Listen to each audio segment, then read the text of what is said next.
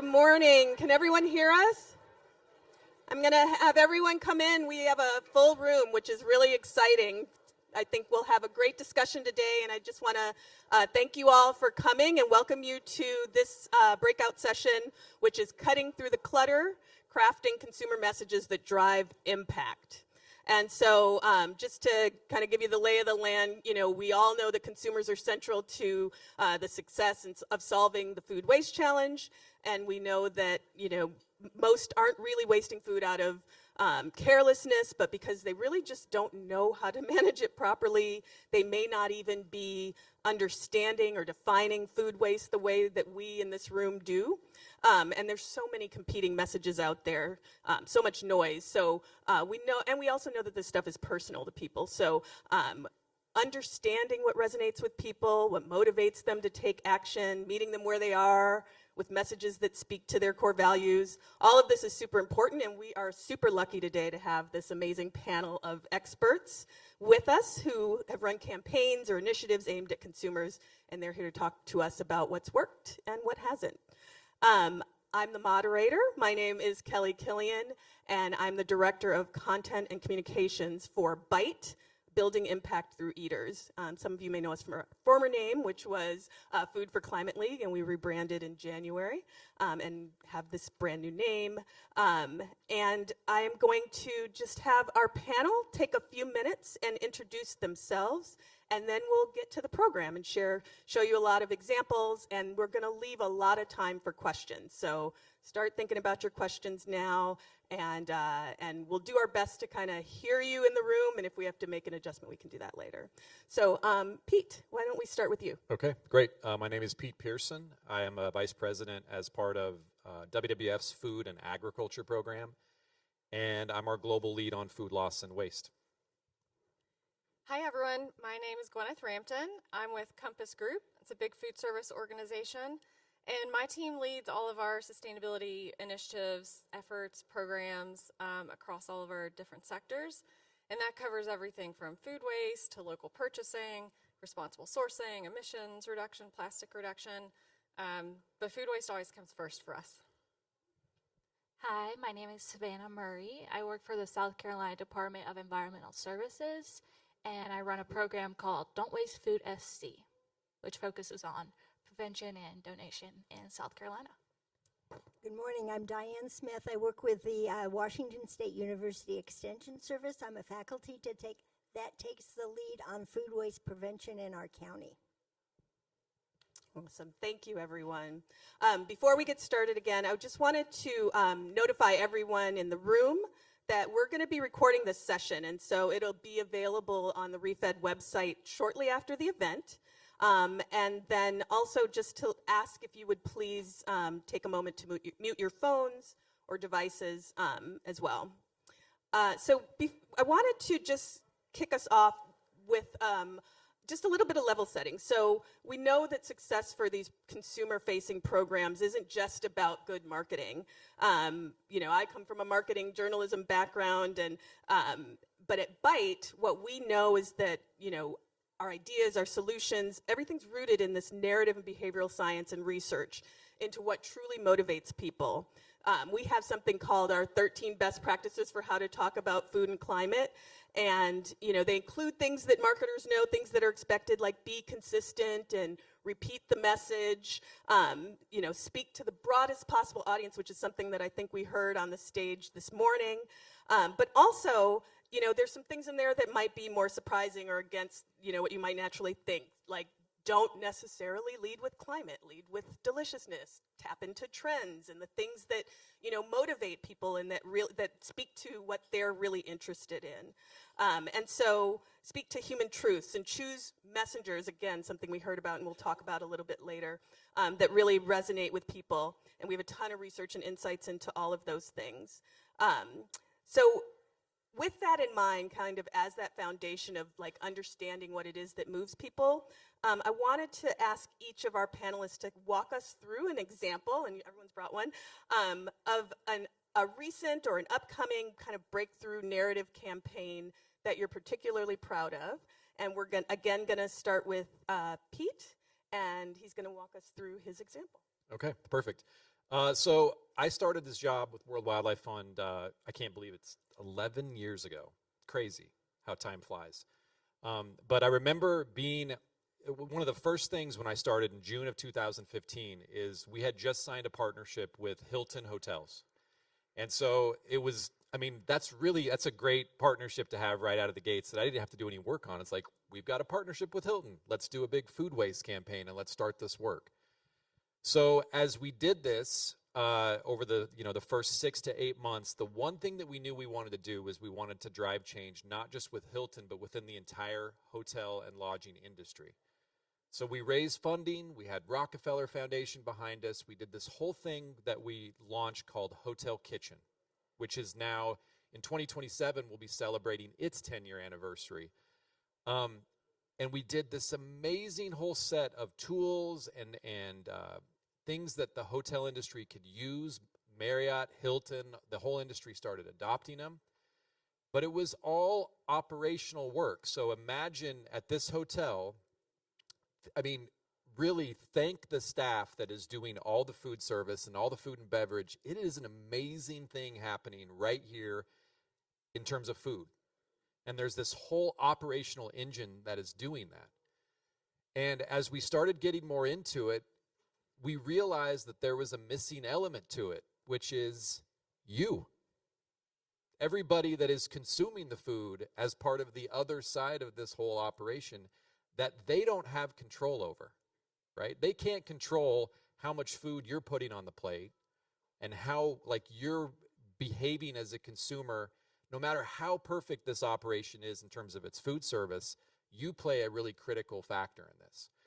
And so we started to actually build out a communication toolkit for guests, for people to look at how we communicate the activities that we have within a food service operation and how do we get guests involved.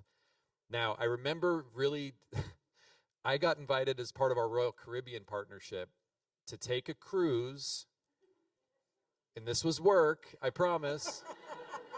But I was like the guest lecturer talking about food systems and how World Wildlife Fund works on food.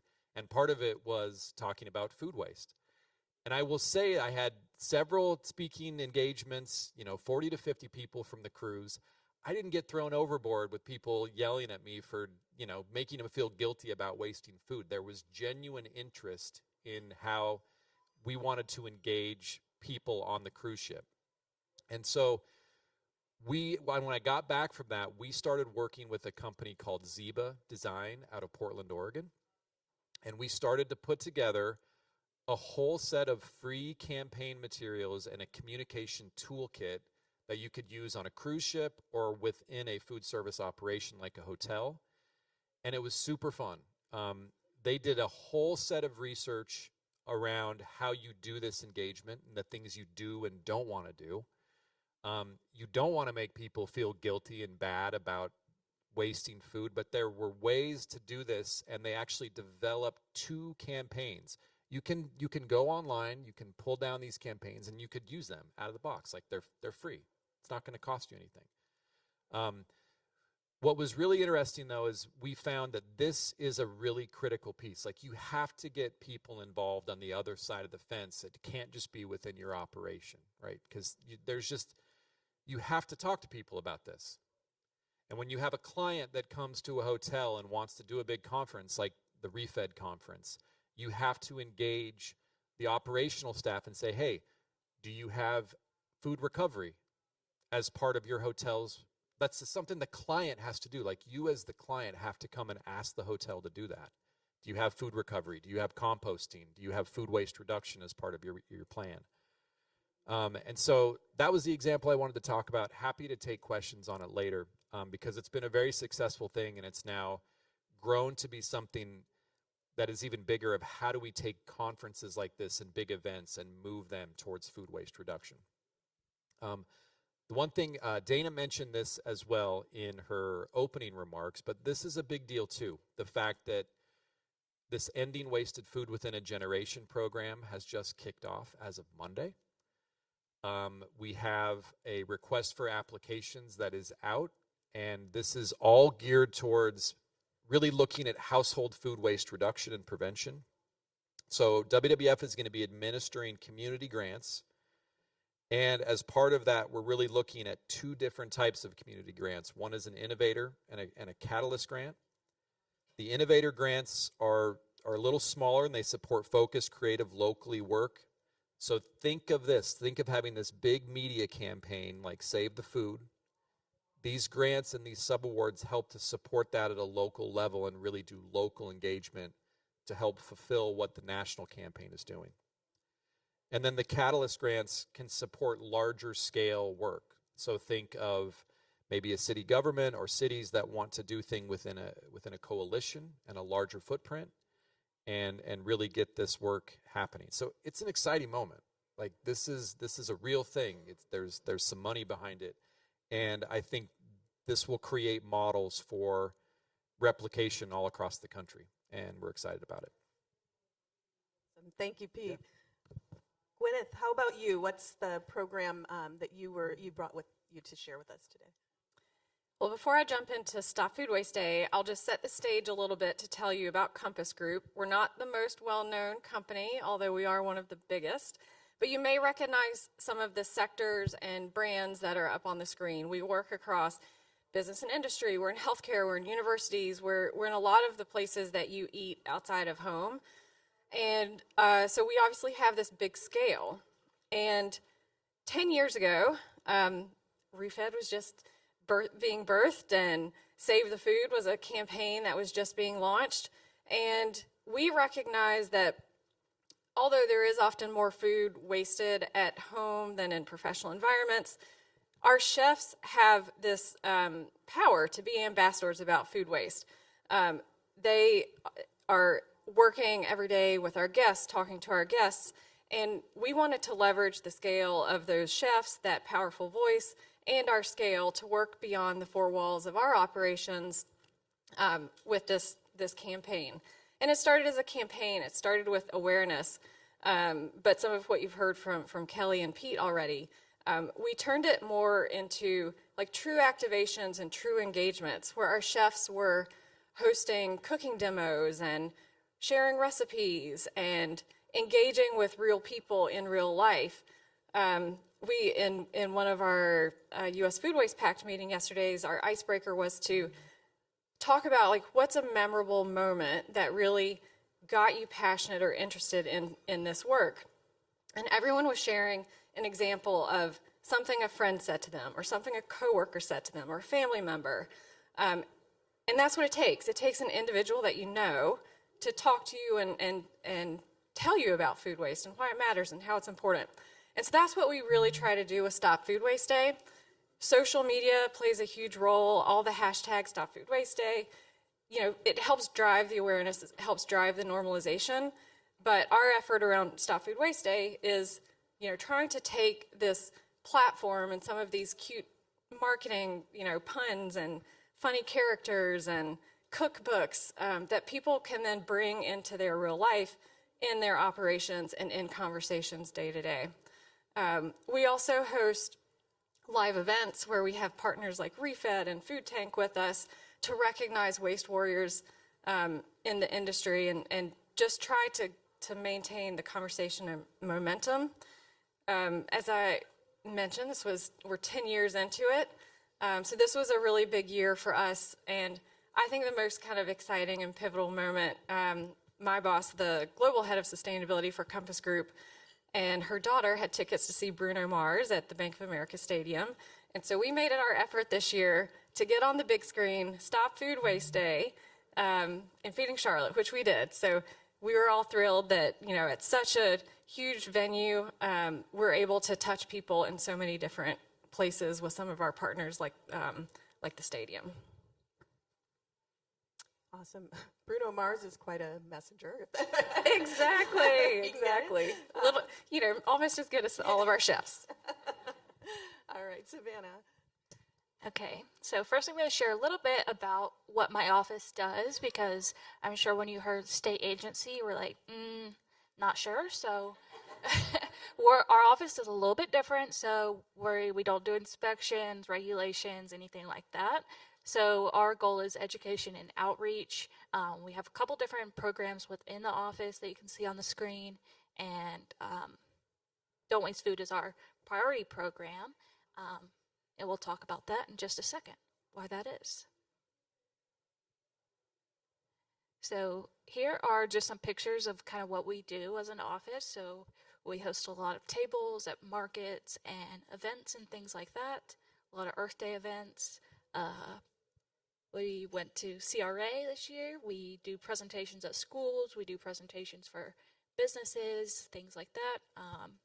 And then that middle picture is a press conference to release our MSW characterization study. So we'll talk about that next. Okay, so this is one of the biggest things that we've done this past year. This is our MSW characterization study, which basically tells us what's in South Carolina's trash. So I'm sure unsurprisingly to you all, food waste is the #1 item that's going into our landfills. And it's not by a small margin. So almost 26% of our food waste, our landfill is of food waste. So what we want to do is kind of use those results and that data to kind of change the message and make it more consumer facing. So like, what does that data tell you to make you want to reduce food waste? Because obviously people don't care about, oh, the landfill's filling up. But if you could explain that if this landfill fills up, they're going to have to build a new one, which is going to take millions of dollars of taxpayer money. It's going to have to be built by neighbors, and there's going to be pests and problems and smells, and nobody wants to live near a landfill. So how do we turn this data into a message that relates to the consumers? So that's what we're working on right now, and there are some few graphics of the things that we've done so far. And then this last page is probably one of my favorite parts of the job. So we create a lot of different educational materials, obviously, a lot of promo items. So we love creating like different characters and things, like when it was talking about the fun characters and the silly puns. But we have a lot of good educational material for like all different age groups. We have stuff for households, businesses, so on, and then obviously individuals. So there's a couple different educational materials I put in the back. If you guys could look at it as an example, or you can take some if you'd like. So here are just a few of the things that we put out. I'll pass it on. Thank you. Hi, I'm Diane, and I live in Skagit County, so I want to give you a bit of a frame of where I'm coming from. Skagit is located in the northwest corner of Washington State. We grow over 80 crops, and we're considered the produce garden of Seattle. We also have beautiful tulips and daffodils every spring, which is nationally renowned, where people come from around the world. We also have 4 tribal nations that call Salish Sea their home for generations. We've been working on increasing awareness. We're all motivated by different things when it comes to food waste. And as I recall from being a kid, my mother used to say, when she lived on a farm, they ate everything of the pig except the squeal. So I kind of grew up with an aversion to waste. I had a high value for the food that was brought into the home.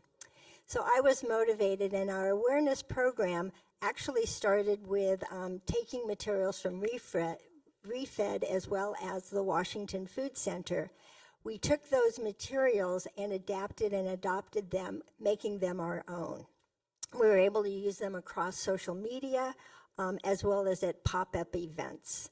But the most important thing, the most valuable way that we succeeded was through our partnerships. Our office initiated, the WSU Extension Office initiated the first team. We went to the commissioners and got a proclamation. That brought recognition to the effort. And then we invited our community partners to join us. And over 27 of the community partners came together and supported this work, which was really cool because then they would send out our messages to their audiences. Our engagements included challenges, contests, and incentives. And we learned a couple of lessons through this. One was the incentives we thought that were really cool, like a countertop composter. How cool would that be? Well, if you have no place to throw the compost, it's just another piece of equipment that ends up on the counter. So the other was the silicone freezer cubes that we thought, oh, this is so easy. Well, if you have an apartment-sized refrigerator that's already stuffed, one more item would not make sense. So we did a lot of consideration as far as what support could we provide for our community so that their awareness could turn into action. And one of those was through food preservation. We found that folks were really interested in how they could preserve the food. So we updated our food preservation fact sheets, and we created this short video to spur people on to thinking about different ways of preserving food. 80 billion pounds of food is thrown away in the U.S. every year. And that wasted food means wasted resources. Hours of labor, tons of fossil fuel, millions of acres of land, and trillions of gallons of water, all getting tossed away. So what can you do about it? The number one way for you to prevent food waste is to not contribute to it. If you have extra produce, preserve it before it goes bad. Freezing, drying, smoking, pickling, jelly, fruit leather, salsa, syrup, you name it, you can make it. Do your part to prevent food waste and make something for you and your family to enjoy too. You're not just preserving food, you're preserving every ounce of love that went into growing that food. Visit Preserve Skagit for recipes, instructions, and to sign up for classes with an expert. Thank you. So that's posted on our webpage, and it encouraged people to think about food preservation above and beyond canning. Then we decided that it's important to continue this messaging, and so we developed a Waste-Free Wednesday posts that we would share with our partners, and then every week on Wednesday we would have a different skill set that we were encouraging our community members to follow.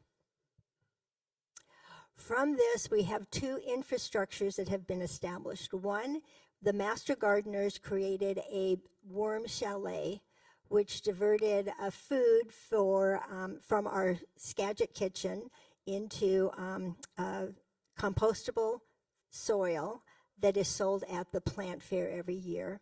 And then the second is the tool library that we have at Skagit Gleaners, one of our food waste Prevention Coalition members, and we have materials, state-of-the-art food preservation materials, as well as classes, online classes, in-person classes, and fact sheets. One of the things that we've seen, and this is not statistically proven, however, we have noticed a shift in thinking. There seems to be, and this is intuitive on my part, but a cultural shift in our community. So when we start talking about food waste, it's not about composting or diverting, but it's now about how can I plan? How can I have less food to worry about later?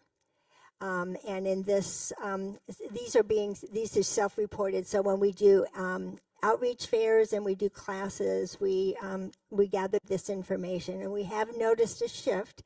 And I'm hoping that this is part of a momentum that is taking a national stand.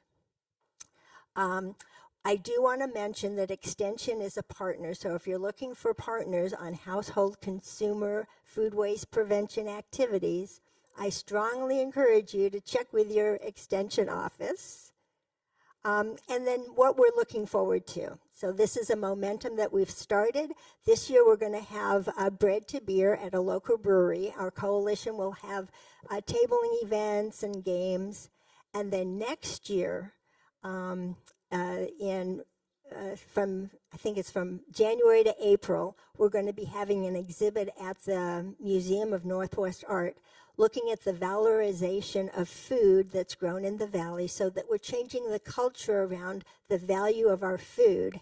And it will coincide with our tulip and daffodil blooms. So I invite you to come and join us. Thank you.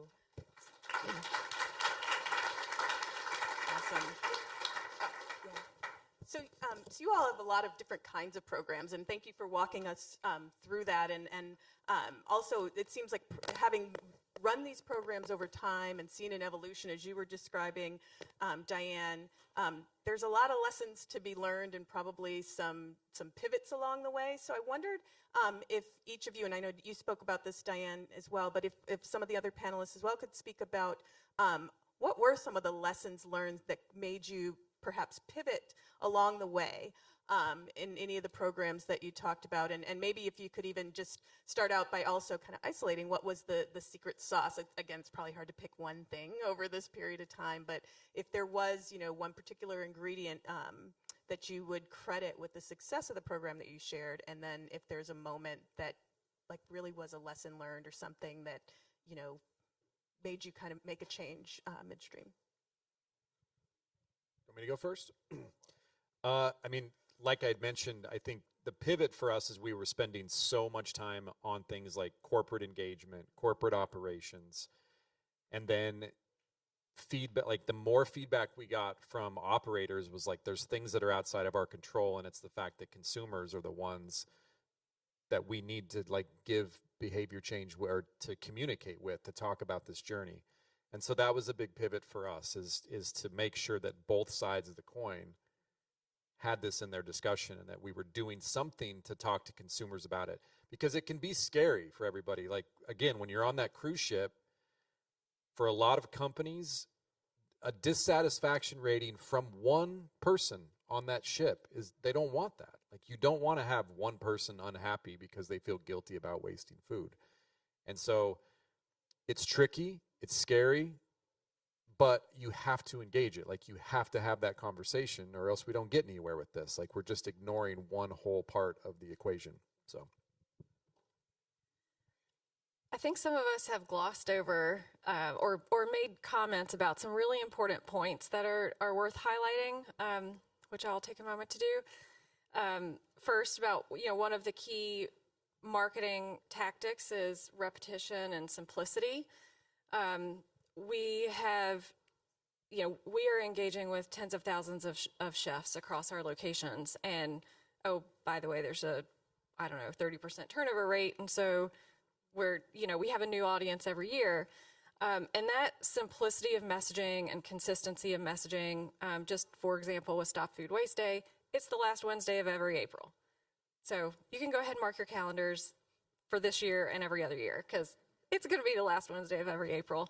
But it's, also in terms of what our expectations of our chefs are, and how they can engage guests in a really, consistent and memorable and repeatable way.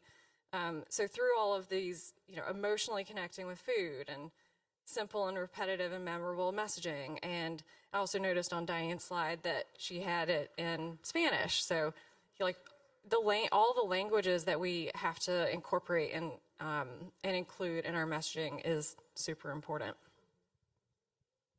Yeah, I'll go. So, during the first part of the first few years of our program, the slogan for the Don't Waste Food program was prevent, donate, compost. And we've really strayed away from that in the past few years, and now it's just prevent and donate, because in our eyes, composting is after the food has already been wasted at that point. So obviously there will always be food waste no matter what we do, and composting will always be an option. But really focusing on the prevention and donation side of things, and how can we increase those to reduce the amount of the food that we have to compost. So we do a lot of household stuff, and then we also work with the counties a lot. So if counties want to start a food waste program, we help them, or if they want to start a residential drop-off or a pilot program, we do a lot of work with the counties and helping them research and things like that. So I think that's how we've grown and pivoted from prevent, donate, compost to more working on preventing and donating. A lot. I know you mentioned this already, but a lot of you also talked about the messengers that you're employing. Obviously, the chefs in the case of Compass Group, and we know that who the message comes from is powerful, and it's going to resonate with different people. And so having that right messenger or a range of messengers is really important. And so I wondered, from your own experience as well, like. Who are the messengers that have been successful in delivering these messages, and what have you learned about that, or is there been any voices that have come out of this work that have been unexpected for your audiences? Yeah, please, Diane. So our message is really kind of simple: use food well. And I liked what you said about dropping compost, because when I talked to folks and they said, "Oh, I don't waste food, I compost everything." And then I say, well, rethink that statement. So I've left stickers. We made stickers. The one area that we found most successful in reaching our vulnerable or underserved population was the local police station. Sergeant Sereno worked in a community, and he was my messenger. He would take the cookbooks that we had, the stickers, the magnets, and he would share the message at youth club meetings, at gatherings at their community gardens. And so he was trusted in the community, and he became our messenger for that group. And so we were able to reach the Spanish language speaking community that way. Well, I am the main messenger because I run the program, and I'm the only one that runs the program, so no one else works with me. But we do have an ambassador program, so individuals and community leaders can sign up to be ambassadors of the Don't Waste Food SC program, and they can be our messengers. So what we do is we give them supplies and materials and educational materials, promo items, so that they can go out in their communities and share the word about the program, because instead of listening to the state, you probably would rather listen to a friend. So we have them out talking to their communities. And since we serve the whole state, it's kind of hard to just have one messenger that can relate to everybody. So I think the ambassador program really helps with having different people in different niche communities that can share that message and hopefully be more effective than we are. So. Yeah, I was going to ask for that clarification, if it's like a profession in the community, like the sheriff, or is it your neighbors and your yes, friends? Yeah. So the individual program is your neighbors and your friends and your family, and the community leaders are kind of like your groups or nonprofits, food banks, businesses, things like that, schools. So the community leaders have a larger reach, because obviously they reach a larger part of the community, but our individuals are just like your neighborhood next door.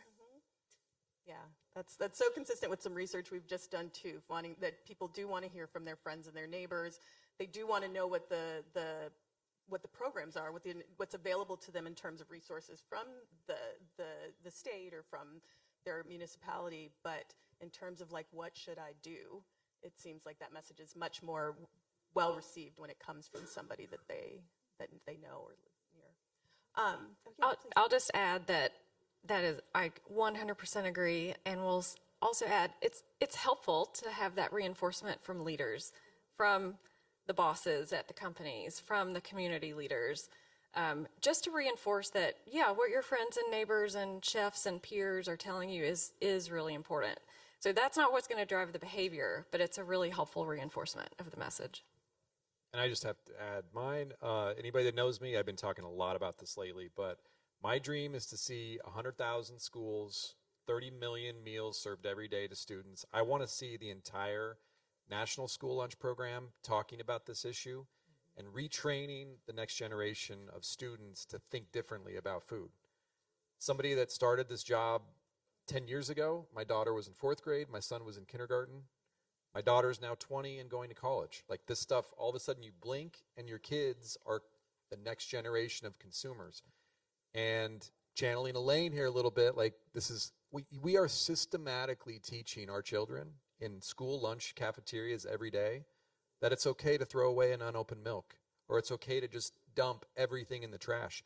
Like, we're insane. That has to stop. And it starts with changing our youth and having them be the ambassadors for the change that we want to see. Like, we need to empower them to do this work and get the adults out of the room. Sorry to say this, but like, we're too slow, and they are going to move this much faster than we can. And before you know it, they're grown up and in college and thinking totally differently about food 10 years from now. It's a hard audience to get to, though, right? When do you interact with them to make that change? Or are you really starting with the parents? Are you?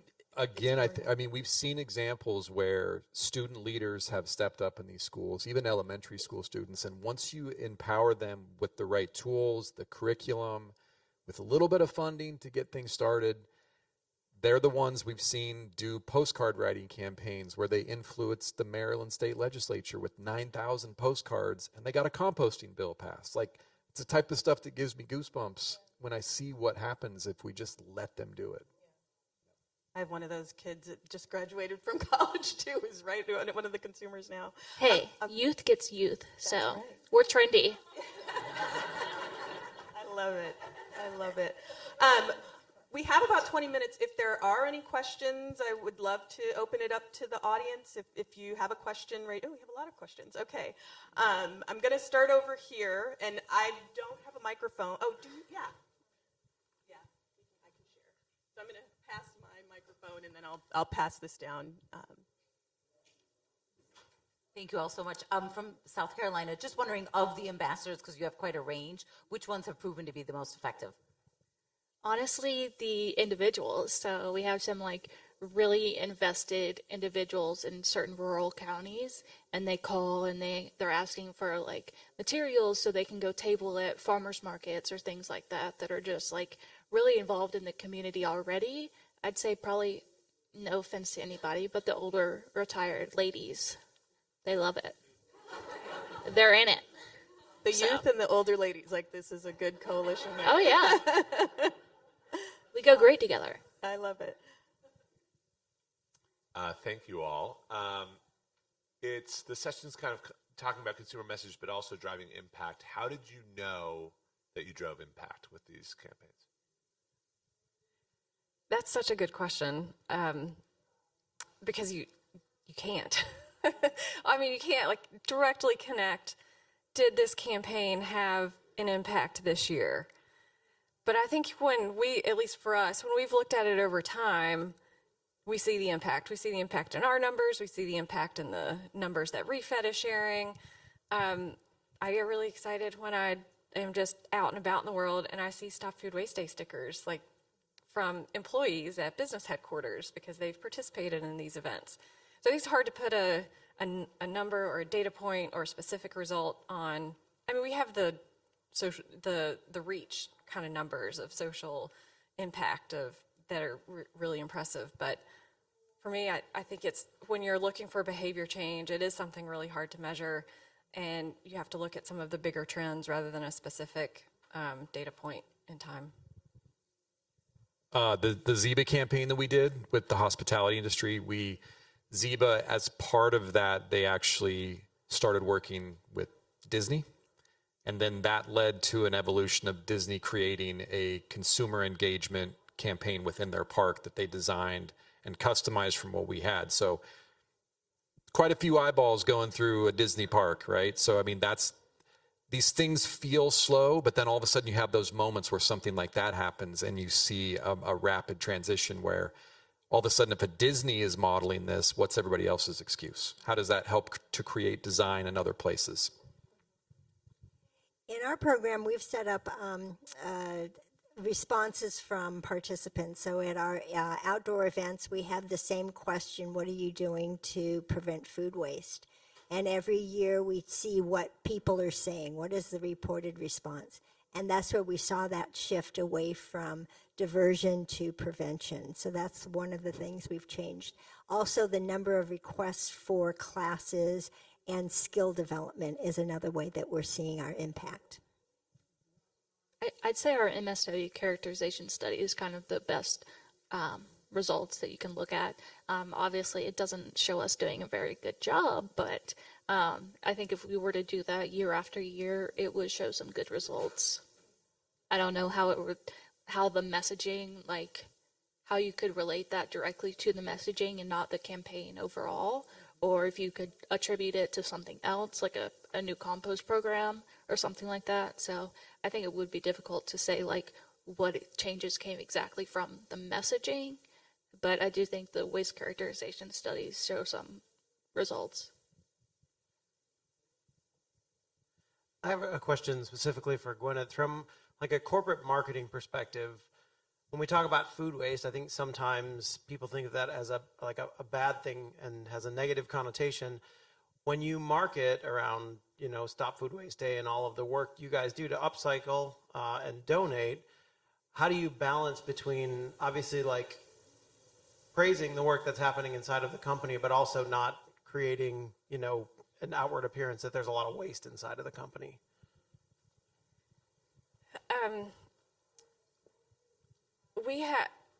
I guess it's through really balanced messaging, and so we start by tracking our food waste, and we make sure folks understand, like, we can't manage it if we don't know where it's coming from, and we can't measure it, and so we have to start, from that beginning point of, let's just first understand where our waste is coming from, and nobody's getting in trouble for waste numbers. Let's just understand it, and once we can understand it, once our chefs and operators can see it, they are responsible for P&Ls and food costs and financials, and they start to connect the dots of, if I reduce my food waste, I'll hit my numbers that my boss is asking me to hit, and we've sort of just ingrained food waste into the culture of the kitchen. It's also a great kind of morale booster for our associates, because we have a lot of recipes that kind of come down from the top that our operators have to serve, but that's never 100%. And so where we have the flexibility in the operation to be creative, we can tell them, hey, see if you can figure out how to incorporate more of this trim or byproduct into something else, or they get to flex their creativity muscles a lot with food waste, and that's one of the places where we really leverage the kind of flexibility of an 80-20 model, is really tapping into that food waste. And so then it becomes like a way that we just talk to each other and engage with each other. And so I think it starts kind of internally with folks understanding, like, there is going to be waste. Zero waste kitchens don't exist. Well, they do, but they're like superstar chefs that have lots of time and money to make it happen. But in our world, they don't exist. There will be some waste, and we want to prevent as much as we can. It's also a very positive message that, first we prevent, but then when we do have surplus edible food, we're getting it into our communities that we operate in, and we're trying to get it into the hands of people who need the food and can eat it. And so food recovery then becomes another kind of positive arm of all of these messages, I suppose. And the idea of Stop Food Waste Day is just about like bringing more of those personal connections, and bringing the conversation to the forefront with more people. And so, just the fact that we're willing to have those conversations, to me, means that we care about this. Because we care about it, we're doing everything we can within our operations to minimize it and reduce it. And then from a client perspective, we report our food waste to them. They, in a lot of cases, it's their money we're spending when we buy our food. And so we give that transparency and visibility to them of what we buy, what's our waste rates. Maybe we have targets to reduce, maybe we have targets to maintain. But it becomes a very open and transparent conversation. And I think anytime that we can build that trust, whether it's with our clients, with communities, with chefs, just, building that trust through transparency creates a more positive vibe around the whole topic.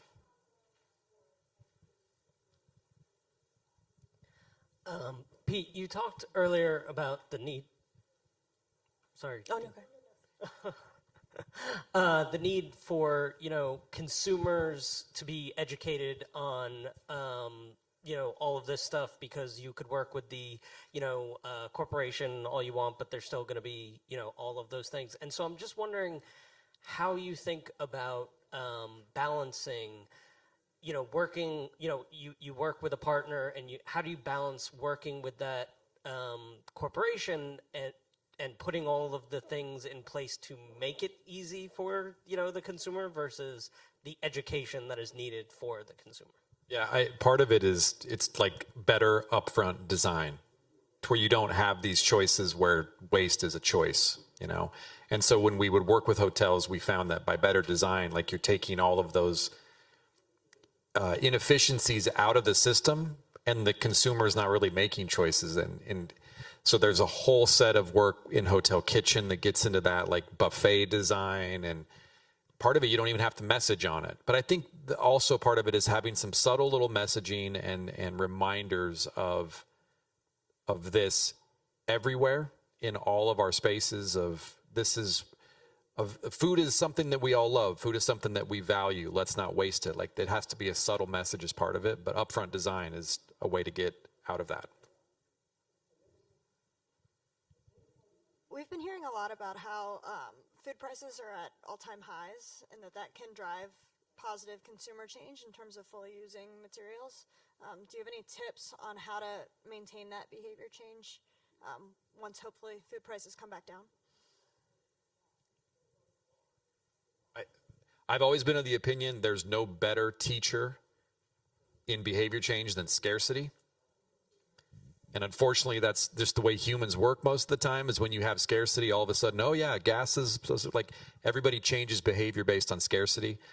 I've yet to see many examples where you change behavior because of altruistic ambitions. So I don't know.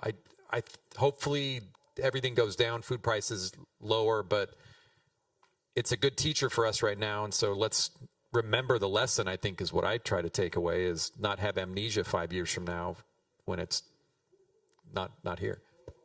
I think that the longer this lasts, with grocery prices being this high, the more likely people will form habits around what they're doing to keep those prices low.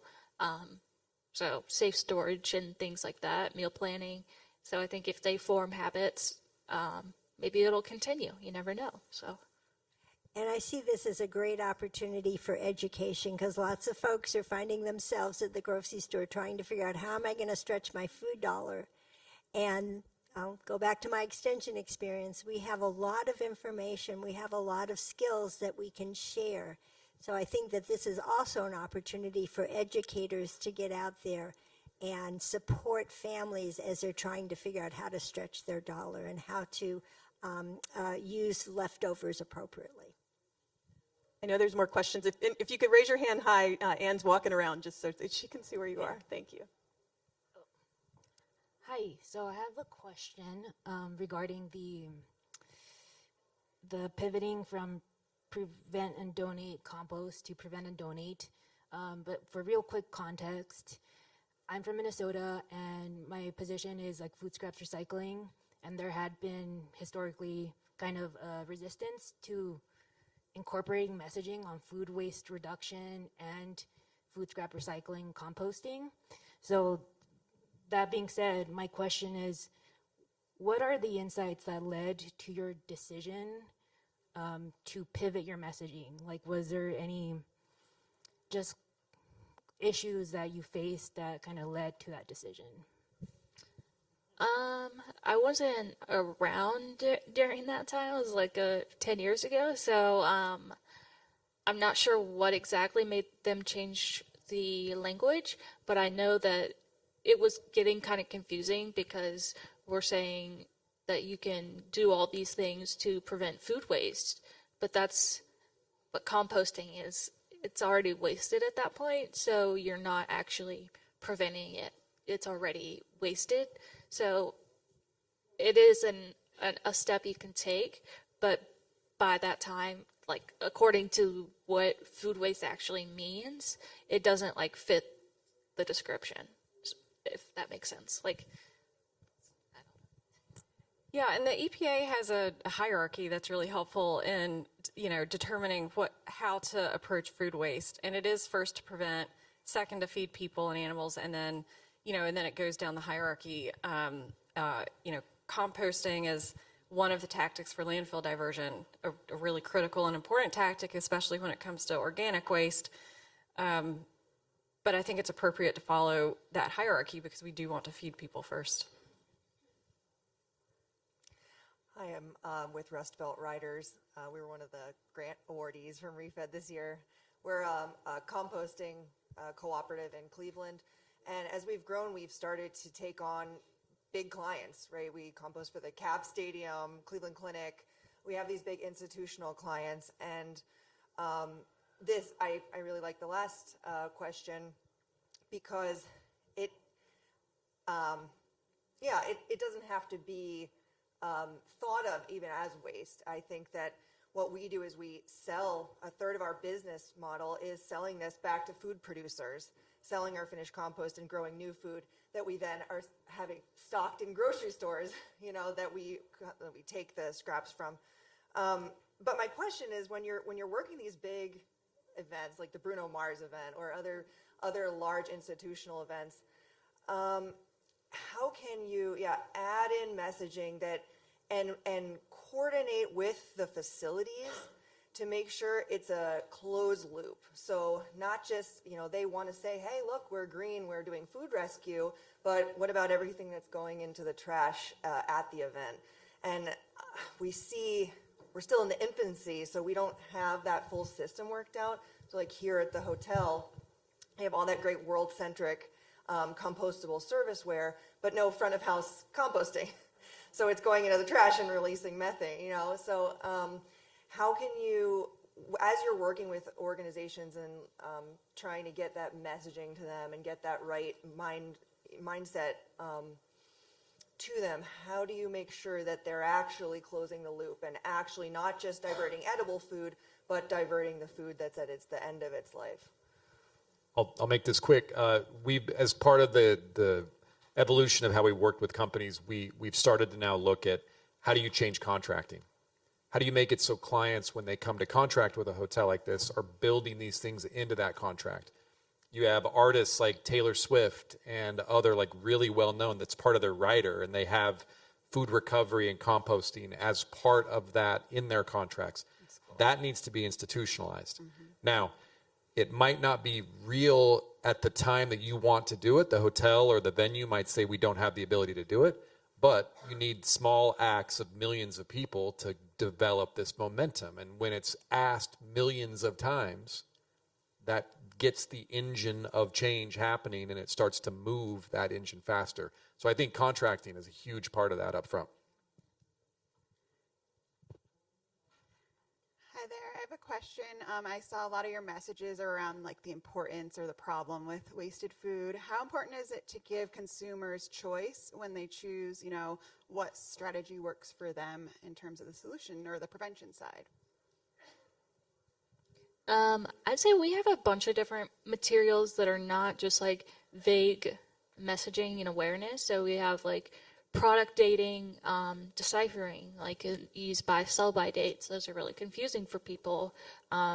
Meal planning, how to meal plan, how to safely store fruits and vegetables, what ethylene is and why it matters, and things like that can really, like having specific directions on how to do those things can be really beneficial. And they can choose like, what's easiest for me? Is it I'm confused about using date labels, or is it my produce is going really bad because I'm keeping it all in the same spot?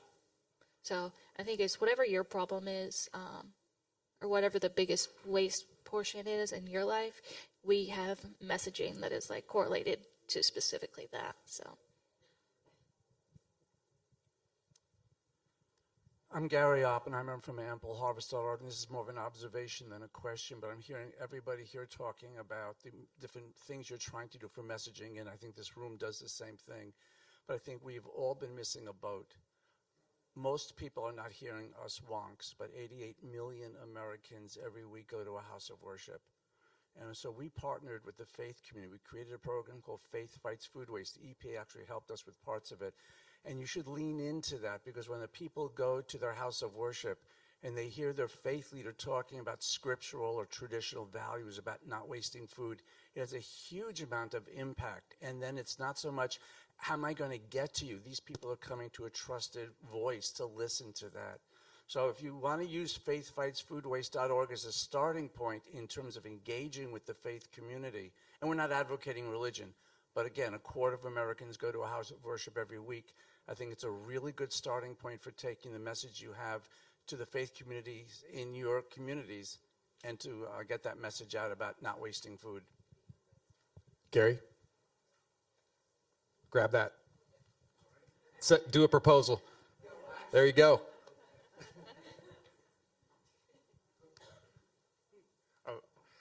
I thank you guys for the panels. It's been really informative. I've had the privilege of working with a lot of big companies on food, and there's always a balancing act of how they want to influence change with their customers. And so one of the questions the CEO asked of me has always stuck with me, and I want to pose this question to all of you. Any of you can answer this if you'd like. He asked me, why would I go through the trouble of educating our customers to make good choices when I can control the category and only give them good choices? People like choices. Like, they don't want to be forced into doing nothing. And what I've found is that every family, every household has a different path that they choose in terms of, oh, this is what I'm going to do to reduce food waste. And not every solution fits for everyone. That's been our experience. I think you have to approach it both ways. You can achieve things stealthily behind the scenes that are encouraging or sort of forcing the best choice, but the consumer always has to feel like it is their choice and that they have their choice. But, for example, if we're talking about lowering emissions, and beef is very high emissions, if we have chicken, pork, seafood on the menu, they have lots of choices, and they're not even going to miss the beef.